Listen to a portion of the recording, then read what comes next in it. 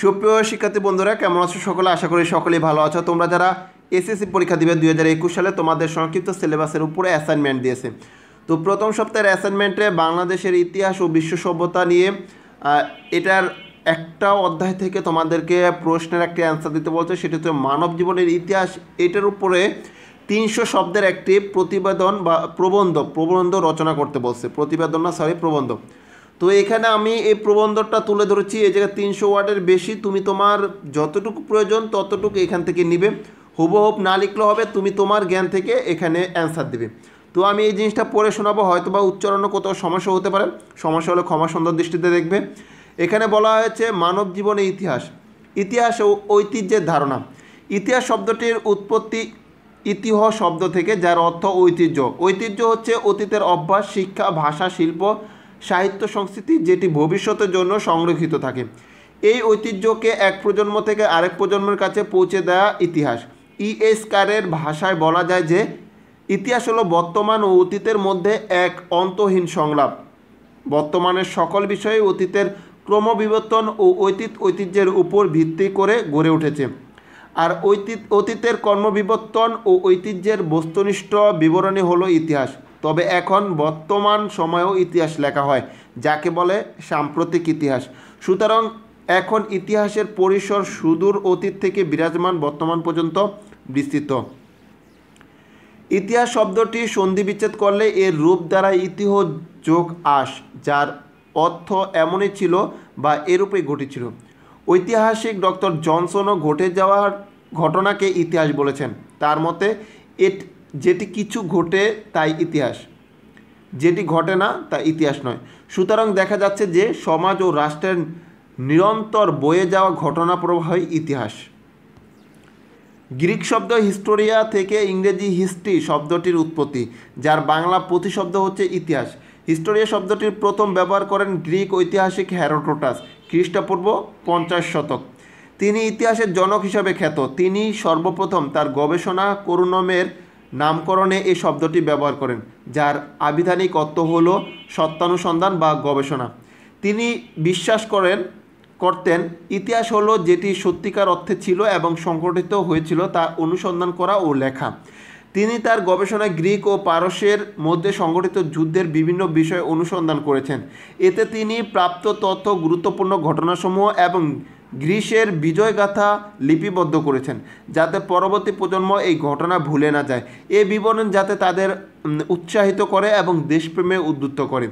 Herodotus প্রথম ইতিহাস এবং অনুসন্ধান এই দুইটি ধারণাকে সংযুক্ত করেন।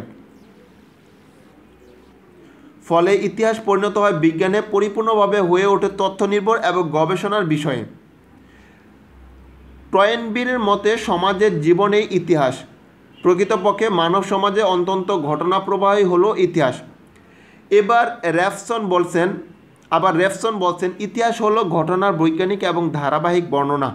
আধুনিক ইতিহাসের জনক জার্মান ঐতিহাসিক লিওপোল্ড ফন র্যাঙ্কে মনে করেন প্রকৃতপক্ষে যেটি ঘটেছিল তার অনুসন্ধান ও তার সত্য বিবরণই ইতিহাস। তার মতে ইতিহাস মানে হলো নগ্ন সত্য। সুতরাং বলা যায় ইতিহাস হচ্ছে মানব সভ্যতার বিবর্তনের সঙ্গে সম্পৃক্ত বিভিন্ন করুণাকাণ্ডের ধারাবাহিক ও সত্যনিষ্ঠ বিবরণ। সুতরাং সঠিক ইতিহাস সবসময় সত্যকে নির্ভর করে রচিত।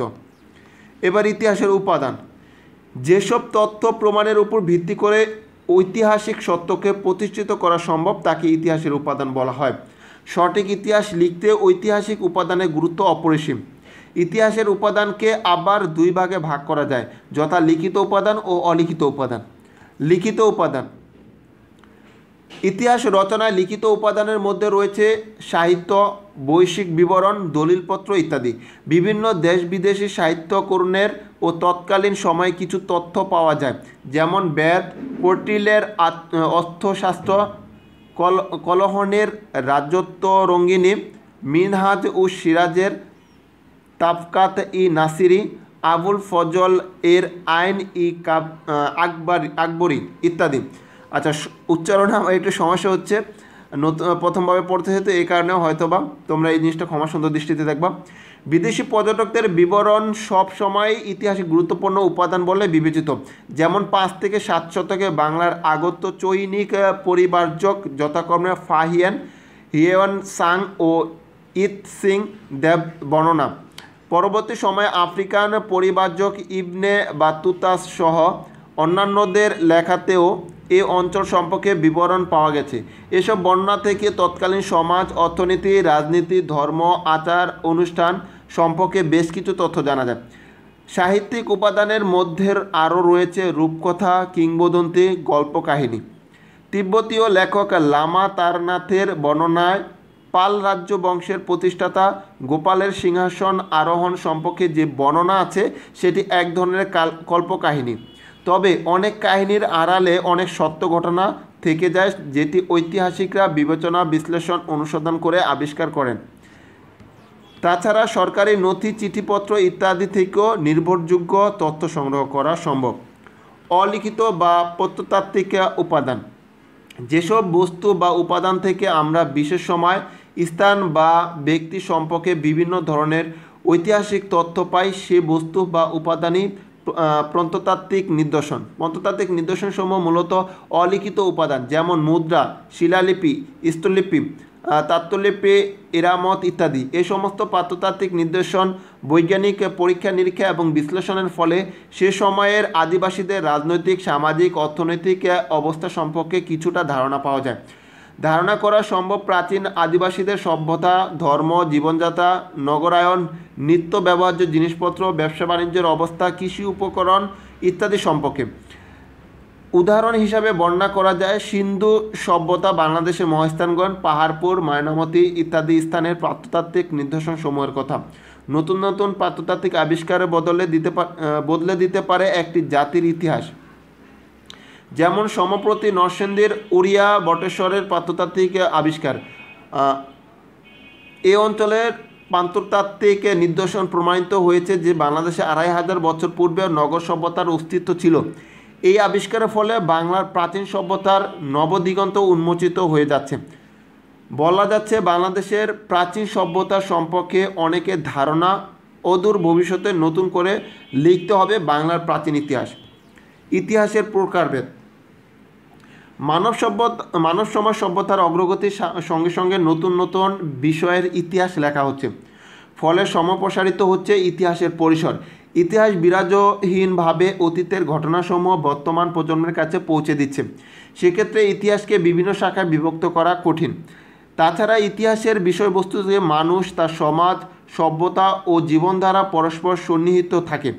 তারপরও পঠন পাঠন, আলোচনা ও গবেষণারণের সুবিধার্থে ইতিহাসকে প্রধানত দুই ভাগে ভাগ করা যায়, যথা ভৌগোলিক অবস্থানগত ও বিষয়বস্তুগত ইতিহাস। প্রথমত ভৌগোলিক অবস্থানগত দিক বা ভৌগোলিক অবস্থানগত ইতিহাস। যে এটি ইতিহাসে স্থান পেয়েছে তা কোনো প্রেক্ষাপটে রচিত, স্থানীয়, জাতীয় না আন্তর্জাতিক। এভাবে ভৌগোলিক অবস্থানগত দিক থেকে শুধুমাত্র বোঝার সুবিধাতে ইতিহাসকে আবার তিন ভাগে ভাগ করা যায়, যথা স্থানীয় বা আঞ্চলিক ইতিহাস, জাতীয় ইতিহাস ও আন্তর্জাতিক ইতিহাস। বিষয়বস্তুগত ইতিহাস: কোনো বিশেষ বিষয়ের উপর ভিত্তি করে যে ইতিহাস রচিত হয় তাকে বিষয়বস্তুগত ইতিহাস বলা হয়। ইতিহাসের বিষয়বস্তু পরিসর ব্যাপক, তবুও সাধারণভাবে একে 5 ভাগে ভাগ করা যায়, যথা রাজনৈতিক ইতিহাস, সামাজিক ইতিহাস, অর্থনৈতিক ইতিহাস, সাংস্কৃতিক ইতিহাস, কূটনৈতিক ও সাম্প্রতিক ইতিহাস। ইতিহাসের বিষয়বস্তু: মানুষ তার সমাজ ও সভ্যতার ধারাবাহিক পরিবর্তনের প্রমাণ ও লিখিত দলিল হলো ইতিহাস। ইতিহাসের বিষয়বস্তু সম্পর্কে আধুনিক ঐতিহাসিকদের মতে ভিকো মনে করেন যে মানব সমাজ ও মানবীয় প্রতিষ্ঠানসমূহ উৎপত্তি ও বিকাশই হচ্ছে ইতিহাসের বিষয়বস্তু। সুতরাং দেখা যাচ্ছে যে মানুষ গুরুত্বপূর্ণ অর্জনে যেটি মানব সমাজ সভ্যতার উন্নতি ও অগ্রগতিকে অবদান রাখতে সক্ষম হচ্ছে তা সবই ইতিহাসভুক্ত বিষয়। যেমন শিল্প, সাহিত্য, সংস্কৃতি, দর্শন, স্থাপত্য, রাজনীতি, যুদ্ধ, ধর্ম, আইন, সামগ্রিকভাবে যেটি কিছু সমাজ সভ্যতা বিকাশে প্রত্যক্ষ বা পরোক্ষভাবে প্রভাবিত করছে তাই ইতিহাসের বিষয়বস্তু। ইতিহাসের স্বরূপ: ইতিহাসের অন্যান্য বিষয় থেকে আলাদা জ্ঞান অর্জনের অন্যান্য শাখা থেকে এর রচনা, উপস্থাপনা প্রদত্তি ও স্বতন্ত্র। ইতিহাসের বৈশিষ্ট্য প্রকৃতি আলোচনা করলে ধারণা পরিষ্কার হবে। প্রথমে ইতিহাস অতীতমুখী। অতীতের ঘটনা প্রবাহই এই বিষয়ের বিচরণ ক্ষেত্র। সত্যনিষ্ঠ তথ্যের সাহায্যে অতীতকে পুনর্গঠন করাই ইতিহাসের বৈশিষ্ট্য। দ্বিতীয়, ইতিহাসের বিষয়বস্তু মানুষ, তার সমাজ সভ্যতা, মানব সমাজ ও সভ্যতার ক্রম অগ্রগতির ধারাবাহিক তথ্য নির্ভর বিবরণী হচ্ছে ইতিহাসের আলোচ্য বিষয়। তৃতীয়, ইতিহাসের আবেগ ও অতিকথনের কোনঠাই নেই। ঘটে যাওয়া ঘটনায় সঠিক বিবরণ পদ্ধতি প্রজন্মের কাছে তুলে ধরাই ইতিহাসের বৈশিষ্ট্য। চতুর্থ, ইতিহাস থেমে থাকে না, নিরন্তর প্রবাহমান, যে কারণে কাল বিভাজনে কোনো সন তারিখ ব্যবহার করা কঠিন।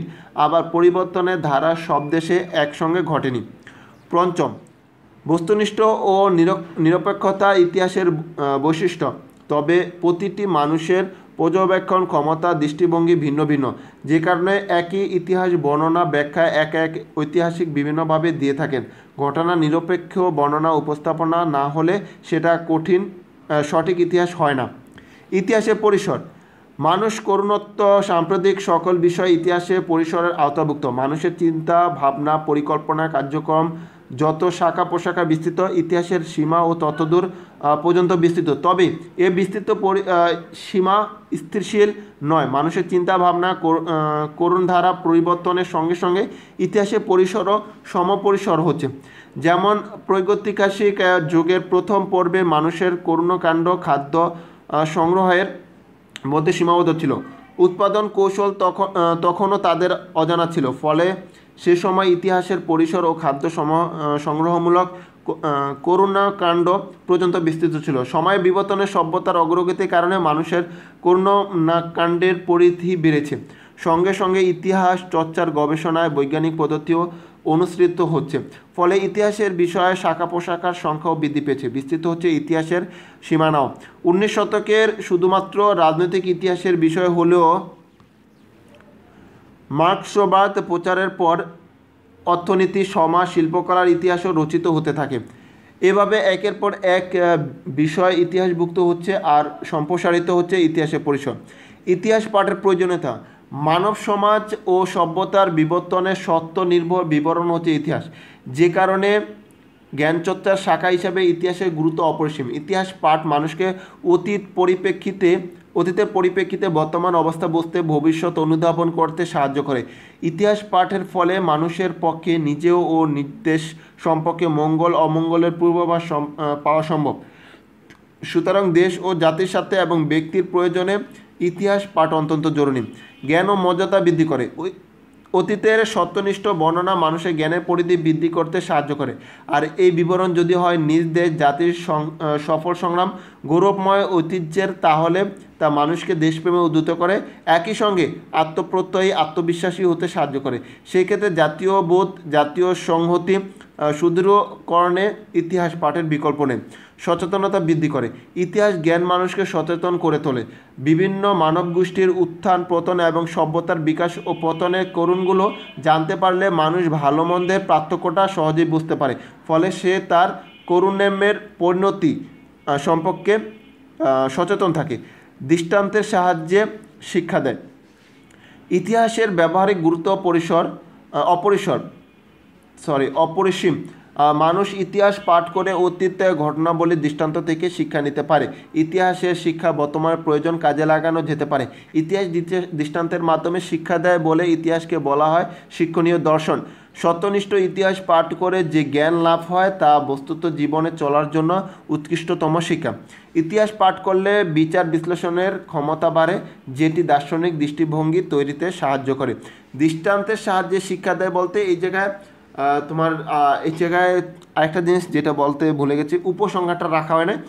উপসংহারটা তুমি তোমার নিজের ভাষায় লিখে দিবা। ওকে, এই জায়গা থেকে সম্পূর্ণ নিতে হবে এমন কোনো কথা না। আমি এখানে 300 শব্দের বেশি করে আমি এই জায়গায় তুলে ধরছি। তোমার যতটুকু প্রয়োজন ততটুকু এই জায়গা থেকে সংগ্রহ করবা। এই জায়গায় উচ্চারণ অনেকটা আমার ভুল হতে পারে, এই কারণে ক্ষমা সুন্দর দৃষ্টিতে দেখবা। পরবর্তী অ্যাসাইনমেন্টের জন্য অবশ্যই চ্যানেলটি সাবস্ক্রাইব করে রাখবা। আর যদি আমার অ্যাসাইনমেন্টটি পছন্দ হয় আর আমার ভিডিওটা যদি ভালো লাগে তাহলে অবশ্যই ভিডিওতে একটি লাইক দিবা। ভালো থেকো, সুস্থ থেকো। ফিরছি পরবর্তী অ্যাসাইনমেন্ট নিয়ে। সে পর্যন্ত আল্লাহ হাফিজ।